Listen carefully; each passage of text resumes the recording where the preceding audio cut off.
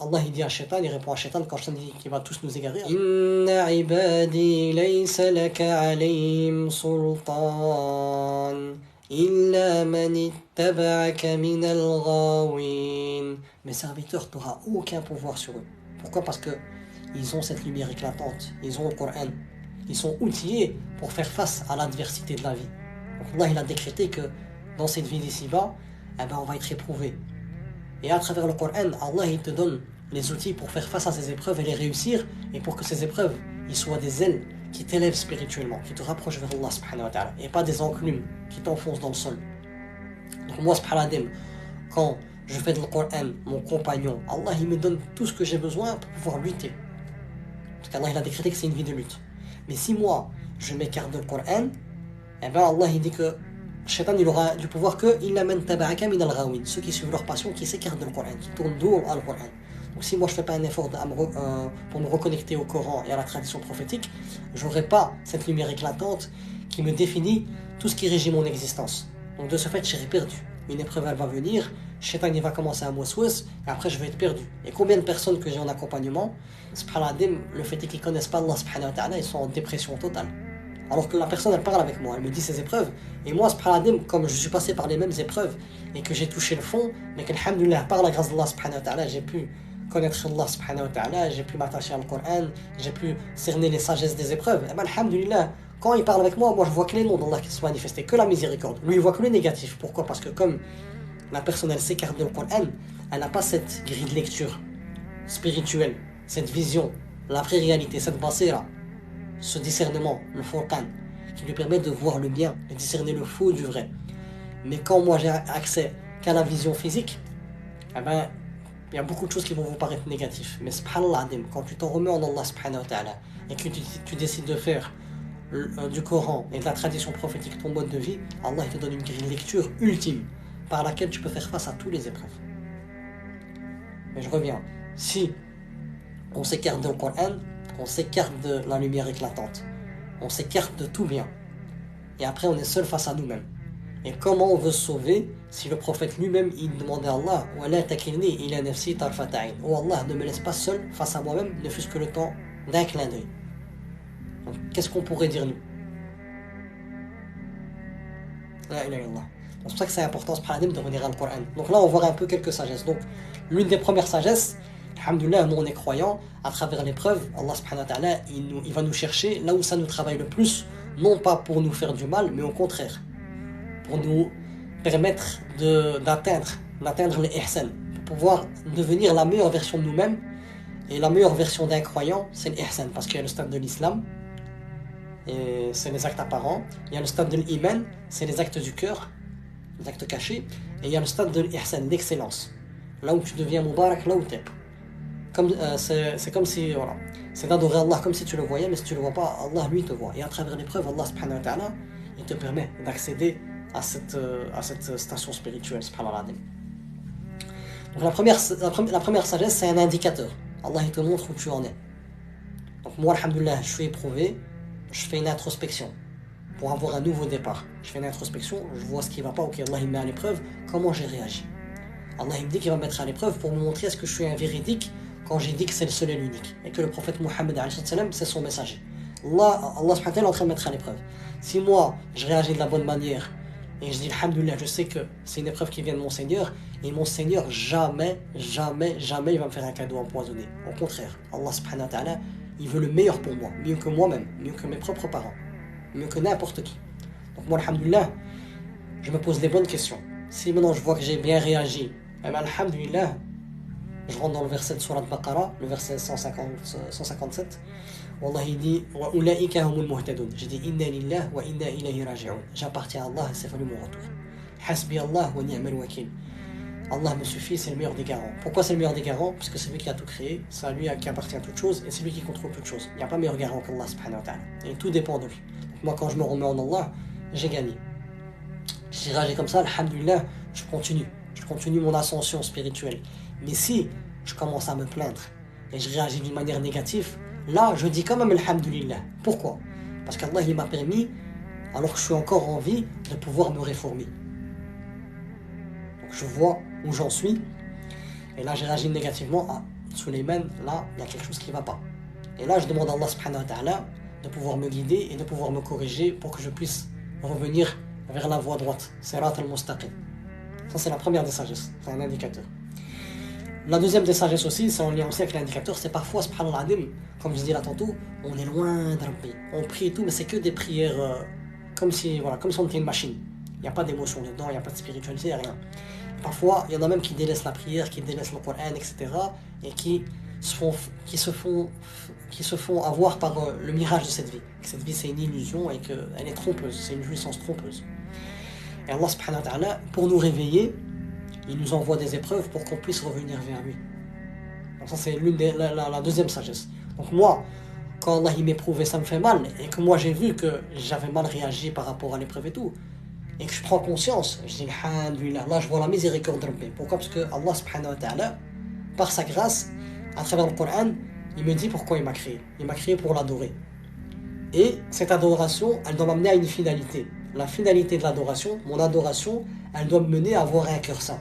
Et ce cœur saint, c'est la seule chose qu'Allah subhanahu wa ta'ala accepte le jour du jugement dernier.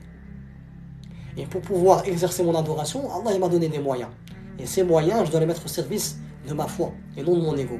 Pour pouvoir atteindre ce cœur saint, pour pouvoir le rencontrer. Mais parfois on est loin de Rabbi. Et Rabbi nous met à l'épreuve, pourquoi? Pour nous réveiller par miséricorde. Comme ça, le jour du jugement dernier, on le rencontre avec un cœur saint. Un cœur qui a concrétisé son unicité. Un cœur qui est rempli d'amour d'Allah. Un cœur qui veut le bien pour les autres. Et subhanallah, quand l'épreuve te touche, et ben là, tu pourras voir la miséricorde. Là. Moi, parfois, il y a des personnes qui me contactent, etc., ou des personnes que j'ai connues, qui étaient mais loin de Rabbi, mais très, très, très, très loin. Allah subhanahu wa ta'ala, par sa puissance et par sa sagesse et par sa science, il les a éprouvés d'une épreuve chirurgicale par laquelle ils sont revenus vers Rabbi. Et moi, quand je les vois, ils viennent se plaindre à moi par rapport à leur épreuve, etc., etc., moi, je vois la personne, elle était loin de Rabbi. Là, je la vois, elle prie, elle revient vers Rabbi, elle veut apprendre qui est Rabbi. Moi, dans ma tête, je dis, il a, quelle puissance. Et Allah, tu guides qui tu veux. Et de la manière dont tu veux. Et Allah, ta manière est la plus parfaite. Moi-même, j'apprends à connaître mon Seigneur à travers le retour des autres. Vers Allah subhanahu wa ta'ala. Donc voilà, la deuxième sagesse de l'épreuve, c'est qu'Allah subhanahu wa ta'ala, il veut que tu puisses te réformer parce que parfois tu es loin de lui. La troisième épreuve aussi, subhanahu wa ta'ala, et là elle est super belle, cette sagesse-là, c'est qu'Allah subhanahu wa ta'ala, à travers l'épreuve, Allah subhanahu wa ta'ala, il te permet d'apprendre à le connaître. Et subhanallah, il y a deux choses qu'il faut distinguer, le savoir et l'expérimentation de ce savoir-là. Il y a beaucoup de gens qui ont le savoir, mais ils n'ont jamais pu expérimenter ce savoir-là. Et alhamdulillah, à travers l'épreuve, Allah subhanahu wa ta'ala, il te permet d'expérimenter ce que tu as appris. Et quand tu expérimentes, c'est autre chose. C'est comme si maintenant on dit à un enfant, fais attention, le feu il brûle. L'enfant il ne s'est jamais brûlé, il a l'information, mais il n'a pas l'expérience de cette information. Et quand il se brûle, eh ben, il a l'expérience, et là, c'est beaucoup plus impactant. Et nous, c'est la même chose. À travers le Coran, il nous donne beaucoup de savoir, qui va nous mettre à l'épreuve, etc., etc., beaucoup de choses. Mais quand on est dans l'école de l'épreuve, Allah il nous permet d'expérimenter tout ce qu'on a appris dans le Coran. Et quand tu expérimentes le Coran, tu deviens quelqu'un d'autre. Voilà, pour ne pas être trop long, je vais juste prendre Moussa alayhi salam. Je prends trois passages. Le passage de Moussa alayhi salam, le premier, quand il rencontre Allah subhanahu wa ta'ala, et qu'Allah subhanahu wa ta'ala, il lui dit qu'est-ce que tu as dans ta main, alors qu'Allah subhanahu wa ta'ala il sait qu'est-ce qu'il a dans sa main. Et puis Moussa il lui dit c'est mon bâton, je fais ça avec, je fais ça avec, je fais ça avec. Allah il veut lui montrer sa puissance. Allah comme il a la pédagogie absolue, il a la science absolue, même il utilise la meilleure des sagesses, la meilleure des pédagogies pour pouvoir éduquer ses messagers et ses serviteurs. Et Subhanahu il a dit à Moussa lance ton bâton. Et quand il lance le bâton il se transforme en serpent. Et là on revient au tawhid de la seigneurie. C'est Allah al-Mudabbir, celui qui contrôle toutes choses dans sa création. Donc il peut faire ce qu'il veut. Donc comme un programmeur dans un jeu vidéo, il peut changer ce qu'il veut. Là j'ai bientôt fini mon site internet. Et ben quand je vais sur mon site, j'ai un compte où je peux modifier ce que je veux dans le site. Et Allah subhanahu wa ta'ala c'est lui le Mudabbir, il peut modifier ce qu'il veut dans sa création. Allah il a changé le bâton en serpent. Moussa il a vu ça, il est au début de son cheminement spirituel. Il a vu ça, il était pris de peur. Il a fui. Là il est en train d'expérimenter. Il expérimente la puissance d'Allah. Et subhanallah, une fois qu'il a fui, Allah ne lui a dit pas avoir peur, reprends le bâton, il va revenir à sa forme initiale. Et puis on avance. Je ne vais pas faire en détail, sinon ça va être trop long, mais si l'histoire de Moussa, c'est l'histoire qui prend le plus de place dans le Coran, c'est pas pour rien. Donc je vais prendre que 3 scènes. Cette scène-là, la deuxième scène, c'est quand Pharaon, il lance un duel à Moussa. Quand Moussa il a montré ce miracle, les 2 miracles, le fait est que que le bâton s'est transformé en serpent, et que quand il a mis sa main en dessous de son aisselle, elle est devenue éclatante, avec une lumière éclatante, Pharaon lui a dit ouais, t'es qu'un sorcier. Et il lui a proposé de faire un duel avec plusieurs sorciers. Et le jour où il y a eu le duel, il y avait Pharaon, il a ramené tous les sorciers, tous les meilleurs sorciers. Et Moussa, il était seul avec son frère Haroun, alayhi salam. Et Moussa leur a dit lancez votre bâton. Eux, ils ont lancé leur bâton, leur ficelle, et ils ont ensorcelé les yeux des gens. Et les gens étaient dans l'illusion. Même Moussa, il était pris par cette illusion. Même Allah, il dit dans le Coran qu'ils sont venus avec un sihrin azim, avec une sorcellerie puissante. Ils ont même ensorcelé Moussa, alayhi salam. Moussa, il avait encore cette peur-là. Allah ne lui dit pas avoir peur, c'est toi qui auras le dessus. Et puis, Allah lui dit lance ton bâton. Et puis quand il lance son bâton, Moussa il est spectateur. Il lance son bâton, il est spectateur du miracle d'Allah subhanahu wa ta'ala. Et il est spectateur que tous les sorciers qui étaient contre lui, qui étaient du côté de Pharaon, ils sont tous prosternés pour proclamer la grandeur de Rabbi. Et lui il expérimente. Il expérimente les noms d'Allah subhanahu wa ta'ala. Il voit tous ces sorciers qui étaient dans les ténèbres de la sorcellerie, qui étaient sous l'ordre de Pharaon, qui se prenait pour Dieu. Et là, ils font face à Pharaon. Ça veut dire qu'ils se prosternent et ils attestent la grandeur de Rabbi. Et Pharaon leur dit ouais, je vais vous couper un bras et une jambe opposée et je vais vous crucifier au palmier jusqu'à ce que vous allez mourir. Ils ont dit fais ce que tu veux, ton châtiment est tout ce qu'il avait d'ici bas. On a vu la vérité, on a expérimenté la vérité. Et Moussa il est en train de voir tout ça. Imaginez comment Moussa alayhi salam, comment Allah il lui permet d'expérimenter qui il est à travers l'épreuve. Au fur et à mesure, son épreuve passée, elle devient un support pour son épreuve présente. Et puis on avance dans une autre scène. La scène où il est coincé devant la mer et Pharaon il est derrière. Et comme les Banu Israël, ils n'avaient pas cette expérience de qui est Allah subhanahu wa ta'ala à travers les épreuves. Il y en a qui avaient, mais ils n'avaient pas cette basira et cette sincérité. Parce qu'il y a des personnes qui ont vu un peu les miracles de Moussa alayhi salam. Malgré ça, après, ils ont pris le veau comme idole. Donc Moussa alayhi salam, tout le monde dit ouais, Moussa on s'est fait avoir, etc. Ils vont nous rattraper. Moussa avec un cœur apaisé. Il est passé de la peur à la confiance absolue. Il dit quoi? Allah il est avec moi et jamais il va m'abandonner. Mais le Moussa de départ qui avait peur devant le miracle de Rabbi et le Moussa devant ces grandes épreuves, c'est pas le même. Qu'est-ce qui a fait que Moussa il a changé? C'est les épreuves, Allah il a éprouvé. Et à travers l'épreuve, Moussa, il a été édifié par Allah. Allah subhanahu wa ta'ala lui a permis d'apprendre à le connaître.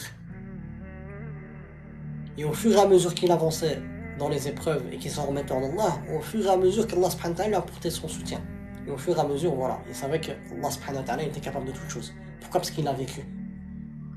Et nous, à travers nos épreuves, si on s'en remet correctement à Allah subhanahu wa ta'ala, c'est-à-dire que chaque fois qu'on a une épreuve, on est sincère envers Rabbi, même si parfois on commet des péchés, eh bien on sait qu'on ne peut pas se cacher. On ne peut pas se cacher d'Allah. Allah il sait tout. Ya Rabbi, j'ai commis telle et telle chose et je reviens vers toi repentant. Et je reviens vers toi sincèrement, Ya Rabbi, je sais que je ne peux pas me cacher de toi. Pourquoi? Parce que tu es le dominateur suprême. Tu es le Qahar. Tu es le parfaitement connaisseur qui connaît toutes choses. Il n'y a rien qui peut se cacher de toi. Ya Rabbi. Donc moi je reviens vers toi sincèrement. Et tu essaies de cheminer vers ton Seigneur. Et les épreuves, ça va être un support pour toi, comme ils l'ont été pour les messagers, comme il a été pour Moussa alayhi salam. Et moi, notamment, je prends ma vie. Pourquoi maintenant, voilà, je fais ce projet Sport Résilience? Parce que c'est ça. À travers toutes les épreuves que j'ai vécues, alhamdulillah, Rabbul Alamin, il m'a permis d'expérimenter qui il est. Ça, quand je vous parle, peut-être ça vous touche par la grâce d'Allah, mais moi, je sais de quoi je vous parle. C'est pas des choses que j'ai appris dans un livre. Non, c'est des choses que j'ai appris dans les Douros, mais que j'ai pu expérimenter dans ma vie. Et le fait est que Allah il m'a permis par sa grâce, parce que tout le mérite lui revient, moi je suis faible, je suis rien. Le fait est que Allah subhanahu wa ta'ala, par sa grâce, quand je me suis remis en lui, il m'a permis à apprendre à le connaître et de vivre ses noms. Allah, je vis les meilleurs moments de ma vie. Mais je sais que je ne suis pas un ange. Je sais qu'Allah m'a créé faible. Jour et nuit, je fais des péchés, mais jour et nuit, subhanallah, on commet des péchés, et jour et nuit, Allah subhanahu wa ta'ala, il nous pardonne. Tant qu'on reviendra vers lui sincèrement. Pourquoi? Parce que dans notre nature, on a été créé faible. On n'est pas des anges.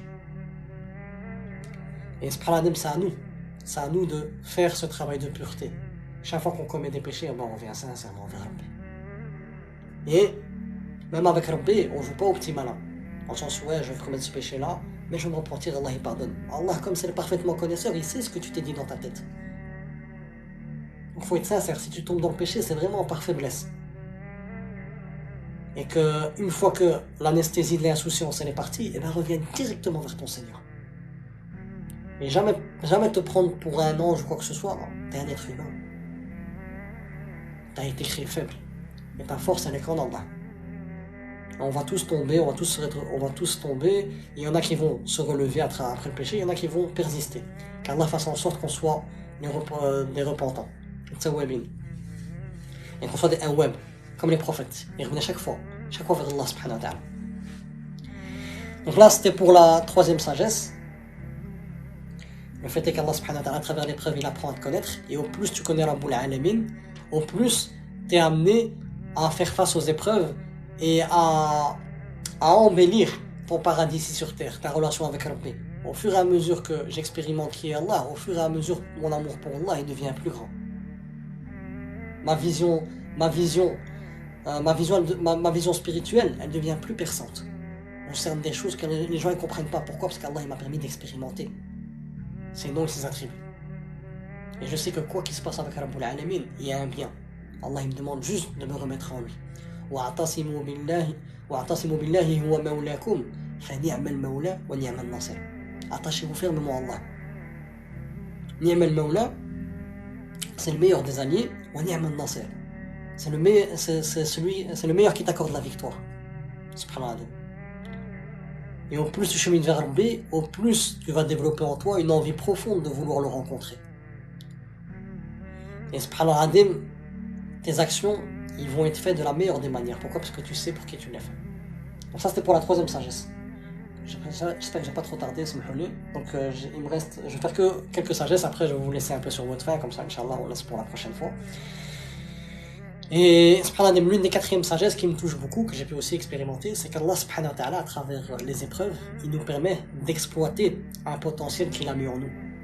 C'est-à-dire qu'Allah subhanahu wa ta'ala, par sa puissance, à chacun de nous, il nous a mis quelque chose un grand bien en nous. Et à travers les épreuves qu'Allah il a choisi pour nous, avec perfection, Allah il te permet de découvrir ce potentiel-là. Tu vas être face à des choses qui sont très amères. Moi, je prends ma personne. J'ai été face à l'handicap depuis ma naissance, des douleurs physiques, des douleurs psychologiques, des difficultés sociales, beaucoup de choses, mais tout ça, il m'a amené aujourd'hui à être là devant vous et à vous parler d'Allah. Tout ça, il m'a amené à faire le projet Espoir Résilience, et pour pouvoir aider mes frères et sœurs qui vivent des difficultés pour passer de l'espoir, qui est une miséricorde d'Allah subhanahu wa ta'ala. Allah il nous interdit de désespérer de sa miséricorde, à la résilience, cette capacité de surmonter un traumatisme et la volonté ferme, l'yaqin, d'avancer vers Rabbi subhanahu wa ta'ala malgré les circonstances difficiles. Tout ça, pourquoi? Parce que Rabbi m'a mis à l'épreuve. Les épreuves, c'est difficile, mais Allah il me permet d'exploiter ce potentiel qu'il a mis en moi. Moi, jamais quand je me vois maintenant, quand j'étais, même il y a quelques années, jamais je m'aurais dit, ouais, je veux parler devant tout le monde, je veux pouvoir faire des cours, etc. Jamais de ma vie. Pourquoi? Parce que j'avais peur du regard des gens, j'avais du mal à m'exprimer. Maintenant, alhamdoulilah, ça va beaucoup mieux. J'avais des problèmes d'addiction, j'avais des gros problèmes de santé. Et alhamdoulilah, par la grâce d'Allah subhanahu wa ta'ala, tout ça, ça n'a été que les ingrédients qu'Allah il a choisis pour que je puisse être le Suleyman d'aujourd'hui. Et même si Allah il me permettait de revenir dans le passé et de rechoisir ma prédestinée, je n'aurais choisi que ce qu'Allah il a choisi pour moi. Pourquoi? Parce qu'Allah c'est lui qui a la science absolue, c'est lui l'alim.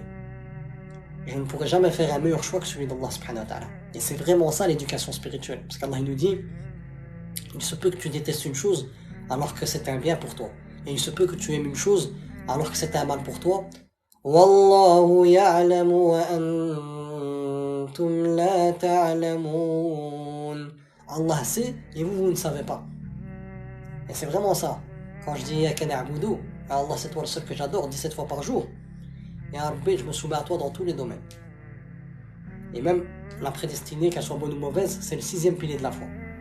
Donc je dois accepter. De toute façon, il n'y a que du bien. Il n'y a que du bien. Wallah, il n'y a que du bien. Mais c'est nous, si parfois tu n'arrives pas à voir le bien derrière ton épreuve, comme disait Cheikh Farid al-Ansari, rahimahullah, va nettoyer ta basira, va nettoyer ton œil spirituel, c'est-à-dire ton cœur. C'est ce qui te permet de voir, d'avoir cette profondeur spirituelle, ce regard profond. Et ce cœur, il peut être obstrué par quoi? Il peut être obstrué par les péchés que tu fais. Le fait est que tu t'écartes du Coran et que tu commets des abominations. Eh ben, la conséquence de tout ça, c'est que ton cœur il est obstrué. Tu n'as accès qu'à la vision des yeux. Et avec tes yeux, malheureusement, tu ne pourras pas voir cette subtilité. Tu pourras pas voir les noms d'Allah se manifester à travers ton épreuve. Moi, par exemple, par rapport à toutes mes épreuves que j'ai vécues, je vois plusieurs noms d'Allah. Même le nom d'Allah, Al-Mudabbir, le planificateur, celui qui planifie toutes choses dans la création et qui contrôle toutes choses. C'est Allah qui a déterminé chaque chose. Ses plans, ils sont parfaits. Et moi, quand je sais qu'Allah subhanahu wa ta'ala, c'est lui qui fait les meilleurs choix pour moi, je suis à l'aise, même si l'épreuve elle descend. Et je vais être touché par la tristesse profonde, etc. Comme Sayyidina Yaqub, alayhi salam. Quand il a perdu son fils Youssef, il a dit Ashku bathi wa huzni ila Allah. Je me plains de mon déchirement et de ma profonde tristesse à Allah. Et il ajoute quoi? Wa a'lamu min Allahi ma la ta'lamun. Je sais d'Allah ce que vous ne savez pas. Là, je suis éprouvé par la tristesse, etc. Mais je sais qu'Allah va me mener vers un grand bien. Je sais d'Allah ce que vous ne savez pas. Je suis pas malheureux, je suis triste. Il y a une différence entre être malheureux et triste. Malheureux, c'est celui qui est coincé dans son épreuve et qui n'a pas d'issue. Être triste, c'est une émotion que tu vas vivre et qui va partir. Pourquoi? Parce qu'Allah, même dans les caractéristiques de la vie d'ici-bas, il dit la tarkaboun la tabaqan an tabaq. On va passer par des états successifs. Un jour tu es content, un jour tu es triste, etc. C'est qu'une alternative. Cette vie, c'est qu'une alternative d'émotion. Subhanallah. Et donc je sais que voilà, je vis cette épreuve, elle est délicate, mais je sais d'Allah ce que vous ne savez pas. Je sais que là, je suis dans les plans d'Allah. Et je sais qu'Allah subhanahu wa ta'ala, pour m'amener à un grand bien, et ben parfois je dois passer par des chemins sinueux. Comme le prophète Youssef alayhi salam. Pour parvenir à être le ministre de l'économie et avoir cette posture spirituelle et avoir son nom dans le Coran, une sourate complète qui parle de son histoire, Allah subhanahu wa ta'ala a choisi pour lui. Le fait est que ses frères, ils l'ont envié au point de vouloir le tuer. Ils l'ont jeté dans un puits, injustement, alors que c'était un enfant. Il a été vendu comme esclave. Il a été accusé de viol. Il a été mis en prison injustement. Pour qu'au final, à la fin, il se retrouve dans une posture mondaine très très élevée et dans une posture spirituelle très très élevée. Là, lui il était dans l'ihsan. Même chaque fois que quelqu'un le voyait dans l'histoire, il dit Inni araka min al-muhsinin. On te voit parmi les bienfaisants. Les muhsinin, c'est ceux qui vivent l'ihsan. C'est les bienfaisants, ceux qui sont dans ce stade de l'ihsan. Mais les ingrédients, ils étaient un peu amers, mais il a placé sa confiance en Rabbi. Et Rabbi subhanahu wa ta'ala, il avait déjà prévenu depuis sa tendre enfance.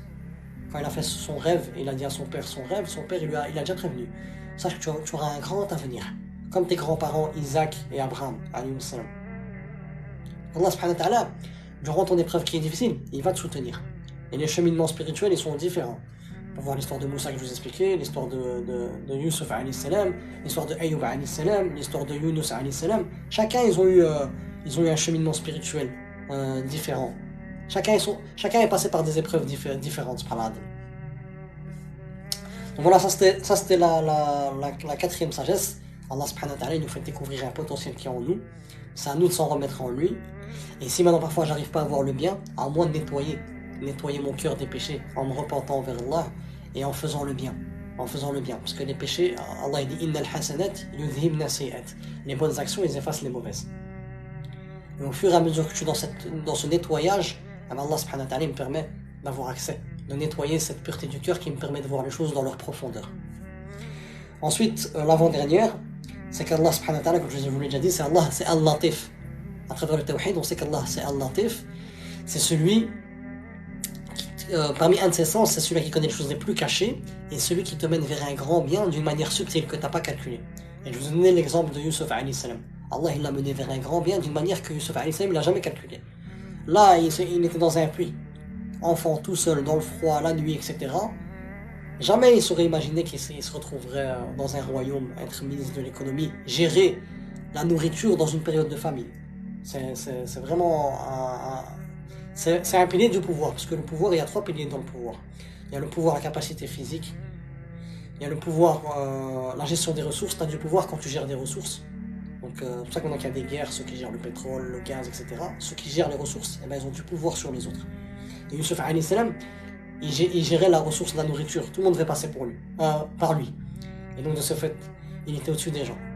Il y a le pouvoir symbolique, tout ce qui est un peu trône, couronne, comme les policiers, l'uniforme, etc., etc., etc.